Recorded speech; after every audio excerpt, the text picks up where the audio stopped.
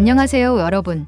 오늘은 프랑스에서 교환학생을 온 민정이를 만난 에바가 한국에 놀러 오게 되어 겪은 일들을 전해드리려고 합니다. 과연 에바에게는 어떤 일들이 있었을까요?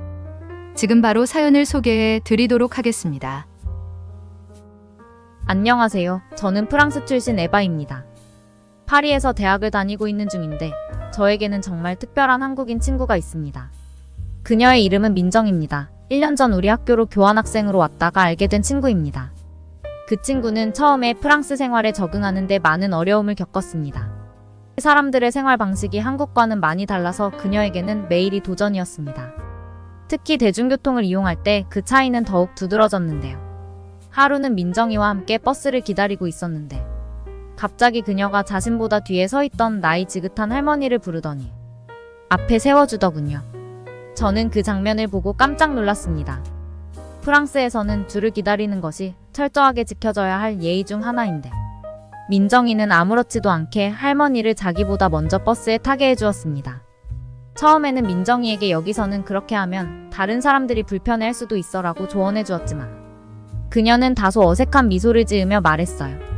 한국에서는 어르신들에게 자리를 양보하는 게 당연하다고. 몸이 불편하신 분들이 있으면 그냥 도와드려야 한다면서 저한테 이야기를 해주더군요.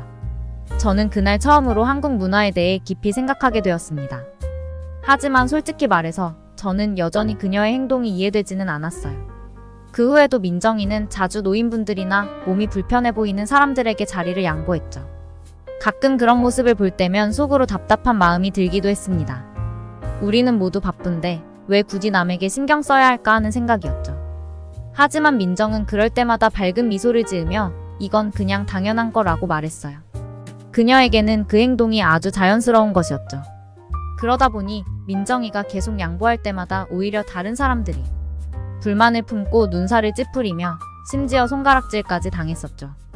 프랑스에서는 개인의 권리가 매우 중요시 여기기 때문에 자신의 차례를 지키지 않는 건 결코 용납되지 않는 행동이거든요. 몇 달 후 민정이는 교환학생 생활을 마치고 한국으로 돌아갔습니다. 민정이가 돌아가기 전에 저에게 고맙다는 말을 남겼어요. 에바, 너가 없었다면 프랑스에서 이렇게 좋은 시간을 보내지 못했을 거라면서 꼭 한국에 한번 놀러오라고 이야기해 주었습니다. 사실 저는 이미 오래전부터 한국 드라마의 열렬한 팬이었고 언젠가는 한국에 가보고 싶다는 꿈을 가지고 있었습니다. 그래서 민정이가 저를 초대했을 때 주저하지 않고 그 제안을 받아들였습니다. 우리는 한 달 후에 한국에서 만나면 좋겠다고 약속했지만 저는 조금이라도 더 빨리 한국을 경험해보고 싶었어요. 그래서 계획보다 일주일 일찍 한국에 도착하게 되었습니다. 한국에 도착한 첫날, 저는 대중교통 인프라에 깜짝 놀랐습니다. 모든 것이 체계적이고 어디를 가든지 지하철이나 버스로 쉽게 이동할 수 있었거든요. 게다가 모든 안내가 여러 언어로 제공되었고 지하철 도착 시간까지 정확하게 표시되더라고요. 파리의 지하철은 종종 늦고 혼잡한데 한국은 정시에 도착하는 게 너무나 자연스러워 보였습니다.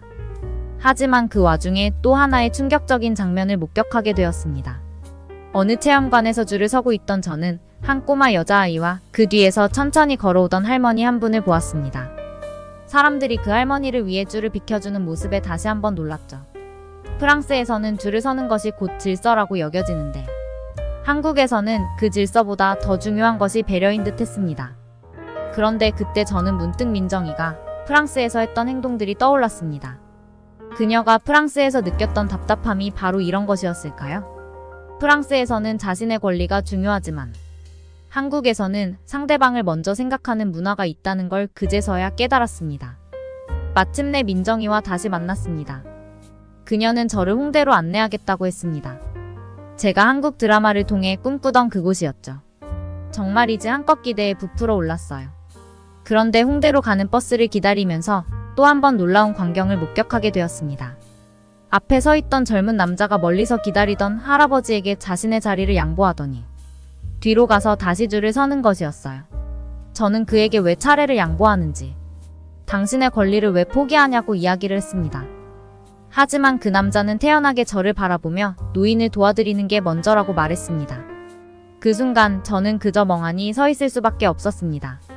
정말 프랑스에서는 절대로 상상할 수 없는 일이었기 때문이었죠. 한국에서 만난 사람들은 모두 남을 배려하는 것이 몸에 배어 있었고 그런 모습을 보며 저는 감동과 혼란스러움이 뒤섞인 감정을 느꼈습니다. 그러던 어느 날 저는 홍대에서 민정이와 함께 즐겁게 시간을 보내다가 계단에 발을 잘못 디뎌 그만 발을 삐끗하고 말았습니다. 바로 병원으로 향해서 발목 염좌 진단을 받고 깁스를 하게 되었네요. 생각보다 좀 심한 상태였죠. 걷기가 불편해진 저는 어쩔 수 없이 다음 날부터 남들에게 도움을 받아야 하는 상황이었습니다. 특히 대중교통을 이용할 때마다 사람들의 도움이 없이는 이용이 정말 불편했습니다. 제가 다치고 나서야 비로소 민정이가 말하는 배려를 이해할 수 있었습니다.